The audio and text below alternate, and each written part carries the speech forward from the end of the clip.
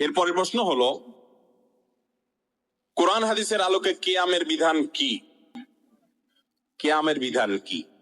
কিয়াম মানে দাঁড়ানো। কিয়াম করা ফরজ। কিয়াম করা কি ভাই? ফরজ। কিয়াম না করলে ফরজ তরক হয়ে যাবে। আল্লাহ তাআলা বলেছেন, ওয়াকুমু লিল্লাহি কানিতিন, তোমরা আল্লাহর আনুগত্য করতে গিয়ে, আল্লাহর হুকুম মানতে গিয়ে দাঁড়িয়ে যাও, কিয়াম করো। কে নির্দেশ করেছে?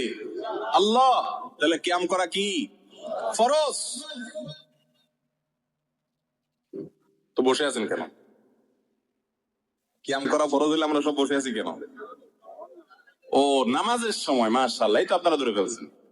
নামাজের সময় কিয়াম করা কি রে ভাই? ফরজ। কেউ যদি শক্তি সামর্থ্য থাকা সত্ত্বেও তাগড়া মানুষটা বসে বসে আরাম করতে করতে নামাজ পড়ে, তার নামাজ হবে? আজকাল তো দেখা যায় যে একটু একটু ভাবসাবালা মানুষ হলে,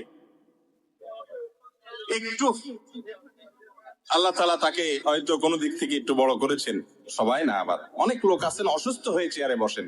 কিছু কিছু লোকের কথা বলতেছে যে সব কাজ করে, লাফালাফি কুদাকুদি নাচানাচি সবই পারে মাশাআল্লাহ, কিন্তু ভদ্রলোক মসজিদে আসলে চেয়ার টেনে বসে। চেয়ারে কিন্তু বসে নামাজ পড়া জায়েজ আছে যে ব্যক্তির জন্য এছাড়া বিকল্প নাই, সে বাধ্য, মাজার রোগ, কোমরের রোগ, অসুখ বিসুখ হয়েছে, ঠিক আছে। কিন্তু অনেকে আছে যে অহেতুক একটু সামান্য শরীরটা মেজমেজ করতেছে, আজকে শরীরটা ভালো লাগতেছে না, বসে নামাজ শুরু করছে। তো এই কিয়াম না করলে নামাজ হবে? কিয়াম করা মানে দাঁড়ানো। আপনি জিজ্ঞেস করছেন কোরআন হাদিসের আলোকে কিয়ামের বিধান কি, আমি সরল উত্তর দিলাম, নামাজের মধ্যে যে দাঁড়ানো কিয়াম, সেটাও দাঁড়ানো। কিয়াম মানে কি করা? দাঁড়ানো।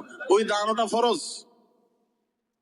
আর বাকি এমনি সময় আপনি কি ওয়াজ বসে শুনবেন না দাঁড়ায় শুনবেন, এটা আপনার ব্যাপার। শরীয়ত এখানে কোনো বাধ্যবাধকতা করে নেই।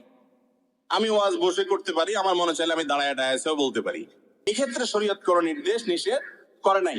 তাহলে কিয়াম কখনো করা ফরজ, আবার কখনো করা মুবাহ মানে জায়েজ। চাইলে আমি দাঁড়াইতে পারি, চাইলে বসতেও পারি। বুঝতে পারছেন?